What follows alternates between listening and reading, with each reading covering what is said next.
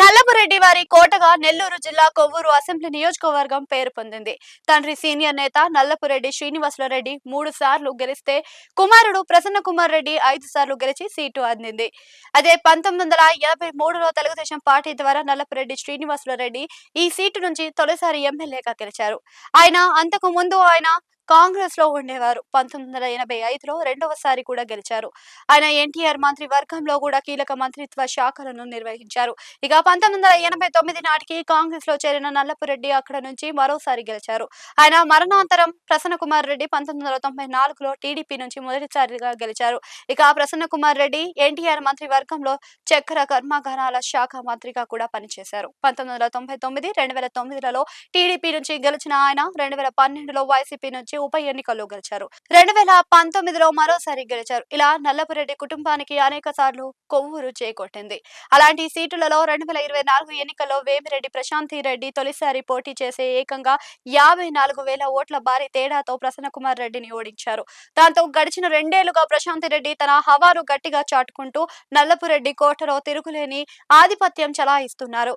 సామాజిక కార్యక్రమాల్లో చురుగ్గానే ఉంటూ వస్తున్న ప్రశాంతి రెడ్డి జనం వద్దకు వెళ్తున్నారు. వారి సమస్యలను పరిష్కరిస్తూ ఉన్నారు. ప్రతిరోజు అందరికీ అందుబాటులో ఉంటున్నారు అన్న పేరు కూడా తెచ్చుకున్నారు. పైగా కొవ్వూరు నియోజకవర్గం హిస్టరీలో తొలిసారి గెలిచిన మహిళ కావడంతో ఆమెను జనాలు కూడా బాగానే ఆదరిస్తున్నారు. ఇక ప్రసన్న కుమార్ రెడ్డి గతంలో ప్రశాంతి రెడ్డి మీద తీవ్ర విమర్శలు కూడా చేశారు. అవి వ్యక్తిగత స్థాయిని దాటాయని కూడా టీడీపీ మండిపడింది. దాంతో ఆయన మీద పోలీస్ కేసు దాకా వ్యవహారం వెళ్లింది. ఆ విధంగా కొంత ఇబ్బందికరమైన పరిస్థితిని ఎదుర్కొన్న ప్రసన్న కుమార్ రెడ్డి తాజాగా జరిగిన కూటమి వెన్నుపోటుకు 2 ఏళ్ల కార్యక్రమంలో పాల్గొన్నారు. మరోసారి ఆయన ప్రశాంతి రెడ్డి మీద తీవ్ర వ్యాఖ్యలు చేశారు. దాంతో రాజకీయ రచ్చ గట్టిగానే రాజుకుంది. ఈ నేపథ్యంలోనే వేమిరెడ్డి ప్రశాంతి రెడ్డి అయితే నల్లపురెడ్డి మీద ఆగ్రహం వ్యక్తం చేశారు. ప్రజలకు ఎప్పుడో ఒకసారి కనిపించింది మాయమయ్యే వారిని ఎవరు ఆదరించరని ఆమె స్పష్టం చేశారు. అంతేకాదు 2029 ఎన్నికల్లో కూడా ప్రసన్న కుమార్ రెడ్డి ఓటమి ఖాయమని ముందే జోస్యం చెప్పేశారు. తాను ప్రజల మధ్యన ఉంటాను అని, అభివృద్ధితో ఏమిటి అని చేసి చూపిస్తాను అని ఆమె చెబుతున్నారు. వేమిరెడ్డి ప్రశాంతి రెడ్డి ఒక పథకం ప్రకారం కొవ్వూరులో చొచ్చుకొని పోతున్నారు. అటు పార్టీ పరంగానే కాకుండా ఇటు తమ ఫౌండేషన్ ద్వారా కూడా ఆమె జనాలను చేరువ అవుతున్నారు. ఆమె పనితీరు పట్ల టీడీపీ హైకమాండ్ కూడా స్పష్టం చేస్తుంది.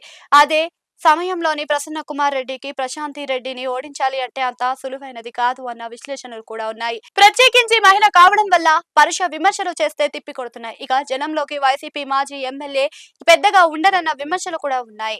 వీటిని దాటుకొని గెలవాలి అంటే చాలానే కృషి చేయాల్సి ఉంటుందని అంటున్నారు. మరి నల్లపురెడ్డి ప్రసన్న కుమార్ రెడ్డి ఏ రాజకీయ వ్యూహం రచిస్తారో చూడాల్సి ఉంది అని అంటున్నారు.